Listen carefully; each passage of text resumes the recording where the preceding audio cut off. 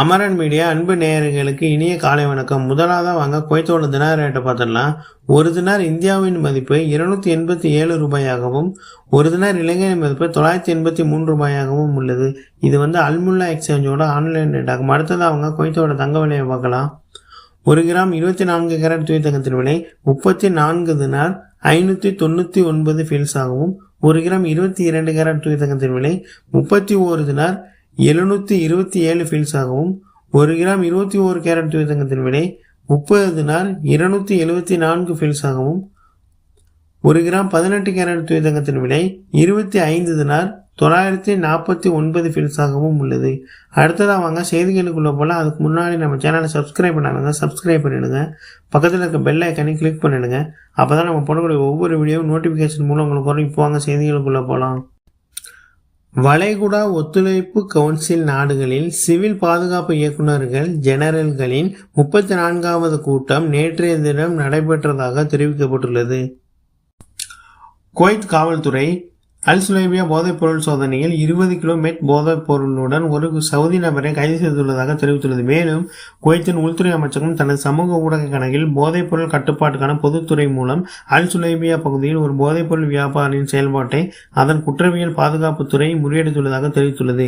கவனமாக கண்காணித்ததை தொடர்ந்து சந்தேக நபரான சவுதி நாட்டவரை அதிகாரிகள் கைது செய்துள்ளதாக தெரிவித்துள்ளனர்.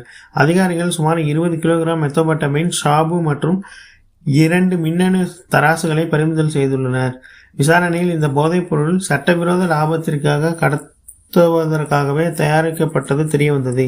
இந்த ஆபத்தான பொருட்களில் இருந்து நாட்டையும் அதன் குடிமக்களையும் பாதுகாக்க பாதுகாப்பு நிறுவனங்கள் தொடர்ந்து முயற்சிகளை தீவிரப்படுத்துவதாக உள்துறை அமைச்சகம் தெரிவித்துள்ளது.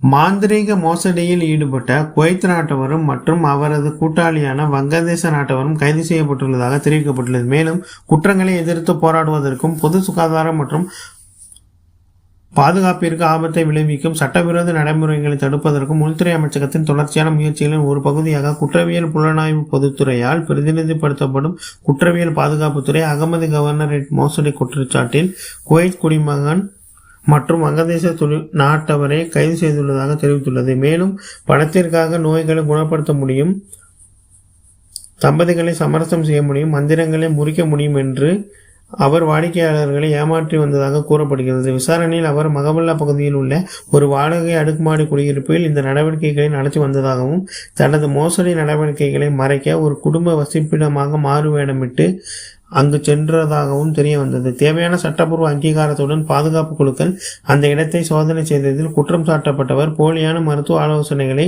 வழங்குவதற்காக அந்த இடத்தை பயன்படுத்திக் கொண்டிருப்பதை கண்டறிந்தனர்.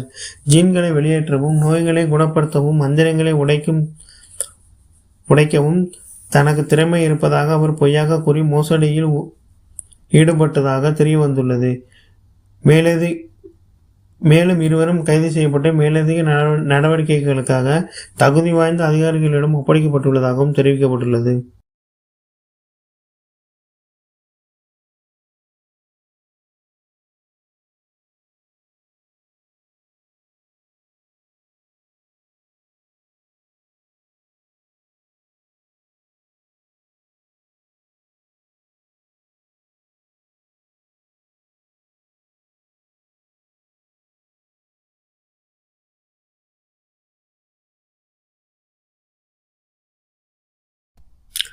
குவைத்தில் தனியார் பள்ளிகளுக்கான கட்டணம் உயர்த்தப்படவில்லை என தெரிவிக்கப்பட்டுள்ளது. மேலும் கல்வி அமைச்சர் பொறியாளர் அவர்கள் அனைத்து தனியார் பள்ளிகளுக்கும் கல்வி கட்டண உயர்வுகளை நிறுத்தி வைப்பதை நிர்ணயித்து 2018ஆம் ஆண்டு அமைச்சரவை தீர்மான எண் விதிகளை தொடர்ந்து செயல்படுத்துவதற்கான முடிவை வெளியிட்டுள்ளார் என தெரிவிக்கப்பட்டுள்ளது. மேலும் 2025 மற்றும் 2026ஆம் கல்வியாண்டிற்கான இணைக்கப்பட்ட பட்டியலின்படி மாற்றுத்திறனாளிகளுக்கான தனியார் பள்ளிகளில் கல்வி கட்டணம் தொடர்பான அமைச்சர் தீர்மான எண் 61 அதன் கீழ் 2020 விதிகளை தொடர்ந்து செயல்படுத்தவும் இந்த முடிவு விதிக்கிறது எனவும் தெரிவிக்கப்பட்டுள்ளது.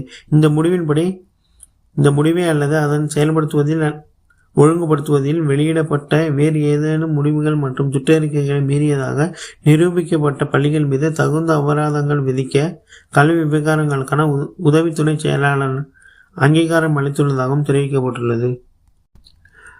தன் சொந்த மனைவியை கொன்ற கொலையாளிக்கு பிணை மறுக்கப்பட்டுள்ளதாக தெரிவிக்கப்பட்டுள்ளது. மேலும் ஈத் அல் ஃபிதர் பண்டிகையின் முதல் நாளில் அல் முத்தலா பாலைவனத்தில் தனது மனைவியை திட்டமிட்டு கொலை செய்ததாக குற்றம் சாட்டப்பட்ட நபரை விடுவிக்க குற்றவியல் நீதிமன்றம் மறுத்துவிட்டதாக தெரிவிக்கப்பட்டுள்ளது. இறுதி வாதங்களுக்காக வழக்கு விசாரணையை செப்டம்பர் 22ஆம் தேதிக்கு நீதிமன்றம் ஒத்திவைத்ததாகவும் பாதிக்கப்பட்டவரின் வாரிசுகளின் வழக்கறிஞர் அவர்கள் குற்றத்தால் ஏற்பட்ட சேதங்களுக்கு இழப்பீடாக பிரதிவாதிக்கு எதிராக 5001 குவைத் தினார்களை சிவில் உரிமை கோரலை தாக்கல் செய்தார் எனவும் தெரிவிக்கப்பட்டுள்ளது. மார்ச் 30ஆம் தேதி தனது மனைவியை முன்கூட்டியே கொலை செய்ததாக பொது வழக்கறிஞர் குற்றம் சாட்டினார் எனவும், ஏனெனில் அவர் தனது வாகனத்தில் ஏறிய பிறகு தெரியாத இடத்திற்கு அவளை அழைத்துச் சென்ற போது அவளை கொல்ல தீர்மானித்தார் எனவும் தெரிவிக்கப்பட்டுள்ளது. பின்னர் அவர் மார்பில் குத்தி கொன்றதாக பிரேத பரிசோதனையில் அறிக்கை தெரிவிக்கிறது. இந்த சம்பவம் முன்கூட்டியே கொலை செய்யப்பட்டதற்கான கூறுகளை கொண்டுள்ளது என்பதை அரசு தரப்பு வழக்கறிஞர் தனது வாதத்தில் முன்வைத்தார் எனவும் தெரிவிக்கப்பட்டுள்ளது. மேலும் அந்த நபருக்கு அதிகபட்ச தண்டனையை கோரியிருப்பதாகவும் தெரிவிக்கப்பட்டுள்ளது. குவைத்தில் எதிர்வரும் ஞாயிற்றுக்கிழமை முழு சந்திர கிரகணம் நிகழ உள்ளதாக தெரிவிக்கப்பட்டுள்ளது. மேலும் குவைத் முழுவதும் செப்டம்பர் 7ஆம் தேதி ஞாயிற்றுக்கிழமை ஒரு அரிய முழு சந்திர கிரகணம் தெரியும் எனவும் இந்த ஆண்டு 2வது முறையாகும் எனவும் அல் அஜ்ரி அறிவியல் மையத்தின் தலைவர் அவர்கள் தெரிவித்துள்ளார். மேலும் அவர் செய்தி நிறுவனத்திடம் கூறுகையில், சந்திரன் பூமியின் நிழலுக்கு முழுமையாக செல்லும். இது பொதுவாக இரத்த நிலவு, அதாவது ரெட் மூன் என்று அழைக்கப்படும் என அவர் தெரிவித்துள்ளார். இந்த கிரகணம் குவைத் முழுவதும் தொடக்கம் முதல் முடியும் வரை தெரியும் எனவும், குறிப்பாக கிழக்கு கடற்கரைகள் மற்றும் திறந்த பகுதிகளில் தெரியும் எனவும் அவர் கூறியுள்ளதாக தெரிவிக்கப்பட்டுள்ளது.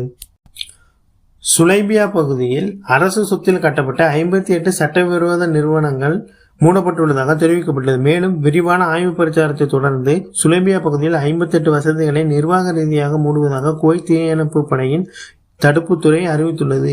மக்கள் தொடர்பு துறையின் கூற்றுப்படி இந்த பிரச்சாரம் அரசு சொத்தில் கிடங்குகளாக இயங்கும் உரிமம் பெறாத வசதிகள் மீது கவனம் செலுத்தியதாக அல்ராய் செய்தி நாளிதழில் செய்தி வெளியிடப்பட்டுள்ளது. வர்த்தகம் மற்றும் தொழில்துறை அமைச்சகம், சுற்றுச்சூழல் பொது ஆணையம், குவைத் நகராட்சி, மின்சாரம் மற்றும் நீர் அமைச்சகம், மனித வள அமைச்சகம், பொது பாதுகாப்புத்துறை மற்றும் குடியிருப்பு விவகார புலனாய்வுத்துறை உள்ளிட்ட பல அரசு நிறுவனங்களுடன் ஒருங்கிணைந்து இந்த நடவடிக்கை மேற்கொள்ளப்பட்டுள்ளதாக தெரிவிக்கப்பட்டுள்ளது. புதிய ஒப்பந்தங்களின் அடிப்படையில் பொது பணித்துறை அமைச்சகத்தின் சாலை பராமரிப்பு பணிகள் அல் சால்மி பகுதிகளில் நடைபெற்று வருவதாக தெரிவிக்கப்பட்டுள்ளது. அதேபோல் சால்மியா பகுதியில் உள்ள கிளப் படகில் நேற்றைய தினம் தீ விபத்து ஏற்பட்டுள்ளதாக தெரிவிக்கப்பட்டுள்ளது. மேலும் நேற்றைய தினம் மாலை சால்மியாவில் உள்ள படகு கிளப்பில் ஏற்பட்ட தீயை சால்மியா தீயணைப்பு மற்றும் கடல்சார் மீட்பு மையம் தீயை கட்டுப்பாட்டுகள் கொண்டு வந்ததாக தெரிவித்துள்ளது. மேலும் தீயணைப்பு வீரர்கள் விரைவாக செயல்பட்டு தீயை அணைத்து அது பரவாமல் தடுத்ததாகவும், இந்த சம்பவத்தில் 3 பேர் காயமடைந்துள்ளதாகவும் அவர்கள் மருத்துவ சிகிச்சைக்காக தகுதி வாய்ந்த அதிகாரிகளிடம் ஒப்படைக்கப்பட்டுள்ளதாகவும் தெரிவிக்கப்பட்டுள்ளது. அதேபோல் நேற்றைய தினம் தெரிவிச்சிருந்த செய்தி தான் இது. அகமதி தொழில்துறை பகுதியில் நேற்றைய தினம் தீ விபத்து ஏற்பட்டுள்ளதாக தெரிவிக்கப்பட்டுள்ளது. மேலும் அகமதி, ஃபாஹில், சுபான், மீனா அப்துல்லா மற்றும் அல் இஸ்லான் மையங்களை சேர்ந்த தீயணைப்பு வீரர்கள் தீயை போராடி கட்டுக்குள் கொண்டு வந்ததாக தெரிவிக்கப்பட்டுள்ளது. மேலும் இந்த தீ விபத்தில் குறிப்பிடத்தக்க காயங்கள் யாருக்கும் ஏற்படவில்லை எனவும் தெரிவிக்கப்பட்டுள்ளது.